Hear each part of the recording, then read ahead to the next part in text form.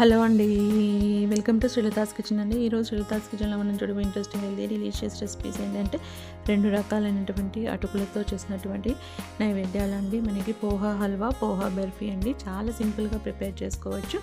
దాంట్లో మొదటిది మనకి పోహా హల్వా అండి. మనం చక్కగా కృష్ణాష్టమికి నైవేద్యంగా సమర్పించవచ్చు అండి. సింపుల్గా చేసుకునే రెసిపీ. దానికోసం నేను ఇక్కడ 1.5 కప్పు వరకు సన్నగా ఉన్నటువంటి పేపర్ పోహాని తీసుకున్నాను. దానిలో కొంచెం వాటర్ వేసి చక్కగా శుభ్రంగా వాష్ చేసుకోవాలండి. ఈ ఎక్సెస్ వాటర్ అంతా తొలగిపోవడానికి ఒక ఫిల్టర్ సహాయంతో దీనిపైన వేసుకునే ఆ ఫిల్టర్ పైన మనం చక్కగా దానిలో ఉన్న వాటర్ అంతా తొలగిపోతుంది.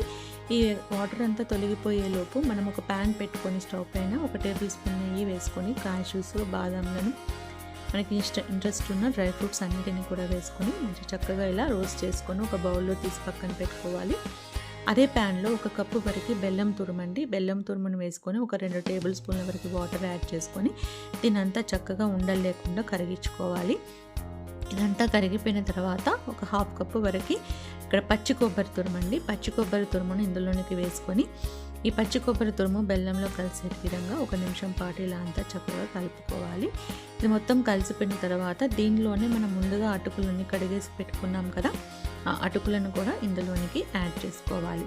ఇందులోనే అటుకులను యాడ్ చేసుకొని కొంచెం ఇలాచీ పౌడర్ని కూడా వేసుకొని ఈ మొత్తం బెల్లం తురుము అటుకులు అంతా కలిసే విధంగా ఇలా అంతా కలుపుకుంటే సరిపోతుంది. చూసారు కదా, మొత్తం బెల్లం తురుమును పూల్చుకొని చక్కగా మనకి ఇలా పొడి పొడిలాడుతూ అటుకుల హల్వా అనేది రెడీ అయిపోతుంది. ఇలా రెడీ అయినటువంటి ఈ అటుకుల హల్వాలో ఉండలు లేకుండా ఇలా కలుపుకొని పైన మనం ముందుగానే వేయించి పెట్టుకున్న డ్రై ఫ్రూట్స్ అన్నిటిని కూడా వేసుకొని ఇలా ఒక 2 నిమిషాల పాటు మిక్స్ చేసుకుంటే సరిపోతుందండి. చక్కగా పోహా హల్వా రెడీ అయిపోతుంది. ఇలా రెడీ అయినటువంటి దాన్ని స్టవ్ కట్టేసుకొని బౌల్లోని కానీ ప్లేట్లో కానీ సర్వ్ చేసుకొని చక్కగా మనము నైవేద్యంగా సమర్పించుకోవచ్చు. చాలా రుచిగా ఉంటుందండి, సింపుల్గా అయిపోతుంది. రెండవ రెసిపీ మనకి పోహా బర్ఫీ అండి. మనం ఎటువంటి స్టవ్ను వెలిగించకుండానే సింపుల్గా ప్రిపేర్ చేసుకోవచ్చు ఈ పోహా బర్ఫీని. దానికోసం ఒక మిక్సీ జార్లో 2 కప్పుల వరకు పేపర్ అటుకులండి, సన్నగా ఉండే అటుకులను వేసుకొని దీంట్లోనే ఒక 3 ఇలాచీలను కూడా యాడ్ చేసుకొని దీన్ని చక్కగా మనము బ్లెండ్ చేసుకోవాలి. గ్రైండ్ చేసుకున్నామంటే పౌడర్ లాగా అయిపోతుంది అన్నమాట. చక్కగా మనకి పోహా పౌడర్ లాగా ఇలా సన్నగా వచ్చేస్తుంది. ఈ వచ్చినటువంటి ఈ పోహా పౌడర్ని మనం ఒక బౌల్లోనికి ఇలా ట్రాన్స్ఫర్ చేసుకోవాలి. ఇలా ట్రాన్స్ఫర్ చేసుకొని దానిలోనే మనం కొంచెం ఒక 1/2 కప్పు వరకు 2-3 టేబుల్ స్పూన్ల వరకు మిల్క్ పౌడర్ అండి, మిల్క్ పౌడర్ని యాడ్ చేసుకోండి. ఆ మిల్క్ పౌడర్లోనే మనం ఒక కొబ్బరి తురుము అండి, ఇది ఎండు కొబ్బరి తురుము షాప్లో అవైలబుల్గా ఉంటుంది. ఒక 1/2 కప్పు వరకు వేసుకొని ఒక 1/2 కప్పు వరకు మిల్క్ మేడ్ అండి, ఇది మనకి షాప్లో ఉంటుంది. మనం మిల్క్ మేడ్ని కూడా వేసుకొని ఒక టేబుల్ స్పూన్ వరకు నెయ్యిని వేసుకొని ఈ మిల్క్ మేడ్తో మనం వేసుకున్న ఈ పదార్థాలన్నిటిని కూడా చక్కగా చేయితోనే ఉండలు లేకుండా కలుపుకోవాలి. ఇలా అంతా కూడా చేతితోనే ఉండలు లేకుండా కలుపుకొని దీన్ని ఒక 5-10 నిమిషాల పాటు పక్కన పెట్టేసుకోవాలి. ఈలోపు మనం ఒక ప్లేట్కి కొంచెం నెయ్యిని వేసుకొని ఆ నెయ్యిని మొత్తం ప్లేట్ అంతా స్ప్రెడ్ చేసుకోవాలి.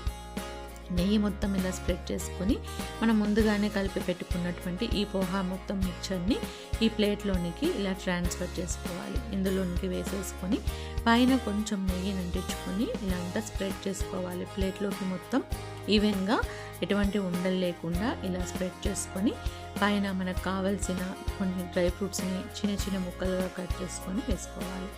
ఇలా డ్రై ఫ్రూట్స్ ముక్కలన్నీ కూడా వేసుకొని ఇవి ఊడిపోకుండా ఉండడానికి ఒకసారి మనం స్పూన్తో ప్రెస్ చేసుకుంటే ఇలా చక్కగా మనకు అతుక్కుపోతాయి.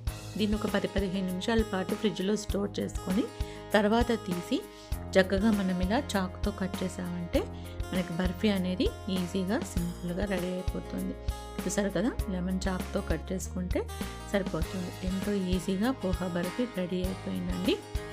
చూసారు కదా, కృష్ణాష్టమికి మీరు కూడా ఇలా సింపుల్గా ఎటువంటి స్టవ్ వెలిగించకుండానే పోహా బర్ఫీని రెడీ చేసుకొని చక్కగా నైవేద్యంగా సమర్పించుకోవచ్చు. సింపుల్గా అయిపోతుంది, రుచిగా కూడా ఉంటుంది.